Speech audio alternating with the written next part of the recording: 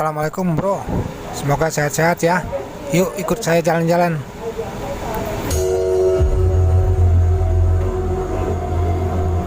Rencana perjalanan kali ini akan menuju ke kota Bogor. Mudah-mudahan besok bisa meliput beberapa titik yang dianggap mistis di lokasi Kebun Raya Bogor. Di belakang saya ini terlihat sebuah monumen Tugu Kujang sebagai simbol dari kota Bogor, mana menurut literatur sejarah masa lalu, Kerajaan Sunda Pakuan Pajajaran terletak di kota ini. Sekarang saya akan beristirahat dulu, sampai jumpa besok pagi.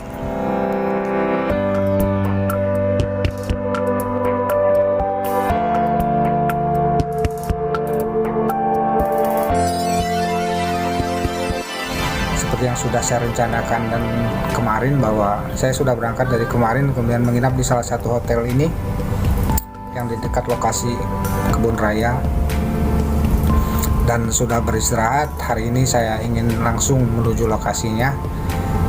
Ada beberapa hal yang ingin saya lihat secara langsung di sana, penasaran lah. Ya, Kebun Raya Bogor ini kan tempat wisata, edukasi, sejarah, dan yang di dalamnya juga banyak berbagai macam tumbuh-tumbuhan yang mungkin juga bisa bermanfaat bagi teman-teman semua untuk melihat ada apa aja sih di Kebun Raya Bogor ini. Tapi minimal saya ingin mendatangi 6 tempat yang mudah-mudahan saya bisa lihat semua ya. Kalau tidak ya minimal beberapa titik bisa saya lihat. Yang pertama adalah kompleks pemakaman Belanda, kemudian pemakaman istri Prabu Siliwangi, Danau Gunting, keempat Meksiko, yang kelima bangunan bekas laboratorium, dan yang terakhir yang penasaran yang saya lihat juga adalah Jembatan Merah, di mana di keenam tempat ini menyimpan beberapa misteri di baliknya, sehingga saya tertarik ingin melihatnya secara langsung. Dan mudah-mudahan ini juga bisa bermanfaat bagi teman-teman semua yang mungkin akan berkunjung ke tempat ini, atau yang belum, atau yang sudah tapi belum mengetahui ada cerita apa gitu di balik ini. Saya ingin segera mengunjungi tempat tersebut, dan selamat menyaksikan.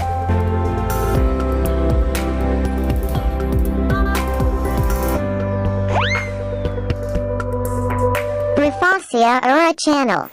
Sekarang saya sudah berada di dalam lokasi wilayah Kebun Raya Bogor yang lebih kurang luasnya 87 hektar, yang berisikan sekitar 15.000 jenis tanaman di sini. Sebenarnya ada banyak spot yang bisa dijadikan bahan yang cukup menarik di sini, tetapi seperti tujuan kita semula, saya ingin mencari 6 titik spot yang sangat penasaran untuk saya lihat. Tapi bukan berarti untuk uji nyali, sama sekali tidak.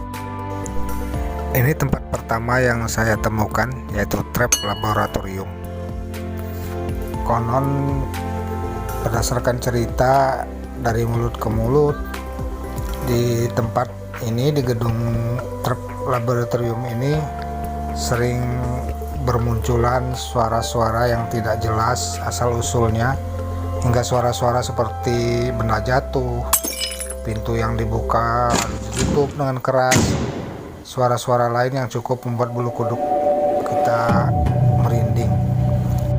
Oke, lanjut ke spot lainnya. Kita menuju lokasi makam Ratu Galuh. Konon cerita mistisnya di sini dijaga pula oleh sosok harimau putih dan besar. Inilah lokasi makam keramat makam Ratu Galuh. Assalamualaikum. Ya, waalaikumsalam. Beliau ini adalah pengurus makam di sini. Kan Pak, saya 35 tahun. Mana cali? Nggak di Sunda. 30 tahun.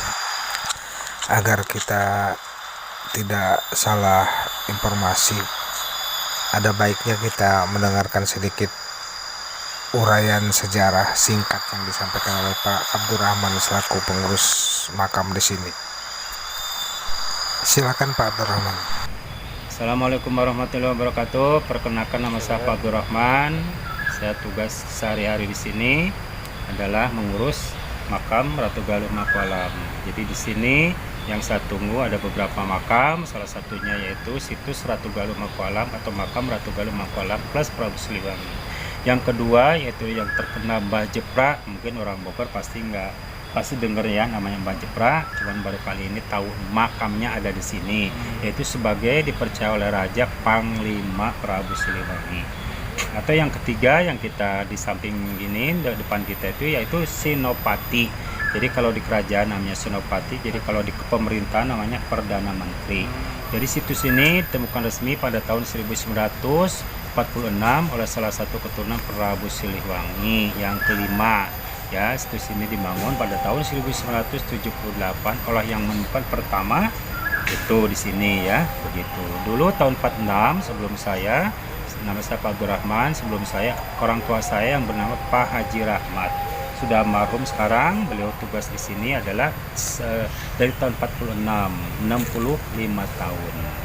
Ya, selain situs juga di sini ada peninggalan sumur, kalau bahasa Sunda macainya cai kahuripan yang disebut sumur tua. Dari sini kurang lebih 50 meter atau 100 meter ke depan sana. Jadi sekarang masih aktif itu air digunakan untuk boleh minum sehari-hari, untuk selain itu juga untuk kesehatan juga, namanya air kahuripan. Jadi kata Sunda bilang itu rumusnya kahuripan itu urip nabi warsnakullah la ilaha illallah Muhammadur Rasulullah. Saya rasa cukup sekian ya. Tidak usah lama-lama ya. Terima kasih. Assalamualaikum warahmatullahi wabarakatuh. Ya, temuin Pak Abdurrahman ya. Siap. Ya, karena wilayah di Bunda ini berkuasanya kan ini. Jadi kita terus ada di sini. Oke, nuhunnya. Baik, terima kasih. Inilah sisi dari Danau Gunting yang saya temukan. Diceritakan di danau ini sering adanya kehadiran sosok wanita berpakaian Belanda kuno, pakaian masa lalu sering muncul di sekitar danau. Ada juga diceritakan tentang adanya makhluk hitam bertubuh besar, termasuk adanya ular yang sering warawiri yang muncul dari dalam danau kemudian tiba-tiba menghilang. Namun terlepas dari semua cerita mistis ini benar atau tidak, semua tersebut sulit dibuktikan. Ada yang percaya, ada juga yang tidak. Terlepas dari cerita kisah misteri mistis di balik keberadaan danau ini, tetaplah ini menjadi lokasi yang sangat menarik untuk didatangi bagi para wisata. Yuk kita ke spot lainnya. Sesuai informasi, jembatan gantung ada di sekitar sini. Saya belum melihat keberadaannya, tapi kita akan coba terus mencari, barangkali di depan sana.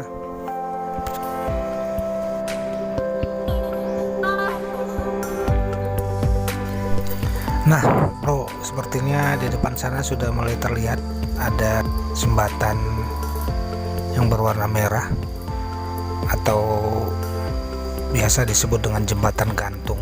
Kita akan coba mendekati.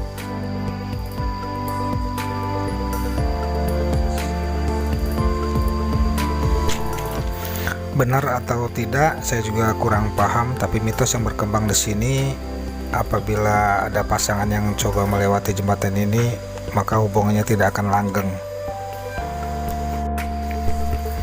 Inilah jembatan gantung atau jembatan merah titik keempat yang kita temukan, tapi sayang kita tidak bisa masukkannya karena tertutup untuk umum. Kita akan lanjut ke spot berikutnya. Ini titik kelima, Taman Meksiko yang sudah kita kunjungi. Taman Meksiko merupakan taman koleksi tanaman kaktus. Kira-kira di sini berisikan 100 kumpulan spesies tumbuhan iklim kering. Di sekitar sini ada makam yang letaknya tersembunyi sehingga banyak yang tidak sadar keberadaannya. Kabar yang berkembang acap kali petugas kebersihan kebun raya Bogor digoda oleh makhluk astral saat sedang melewati atau membersihkan lokasi tersebut. Aduh Mas Bro, sepi sekali. Saran saya, kalau Mas Bro kesini jangan lupa bawa guide biar lebih mudah mencari apapun juga di sini. Saya sudah berkeliling mencari satu situs, satu tempat lagi, satu titik, yaitu pemakaman Taman Makam Belanda, tapi belum bertemu juga. Tapi kita coba lagi ya teman-teman. Akhirnya saya menemukan juga, mudah-mudahan tidak ada apa-apa. Mohon izin para penunggu di sini, saya mau ngambil gambar. Ini adalah spot mistis yang paling bernuansa horor, yang dianggap paling bernuansa horor oleh masyarakat sekitar, karena disinilah sering munculnya penampakan-penampakan makhluk-makhluk astral, termasuk adanya suara-suara misterius yang sering didengarkan terutama pada malam hari. Ini adalah Tetengger atau Monumen Soekarno.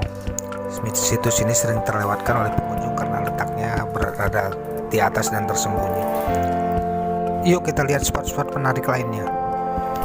Ini adalah pohon jodoh, yaitu pohon beringin putih dan pohon meranti yang sudah ada sejak tahun 1866. Mitosnya di sini adalah jika ada pasangan yang duduk di bawah pohon ini, maka akan sehidup semati.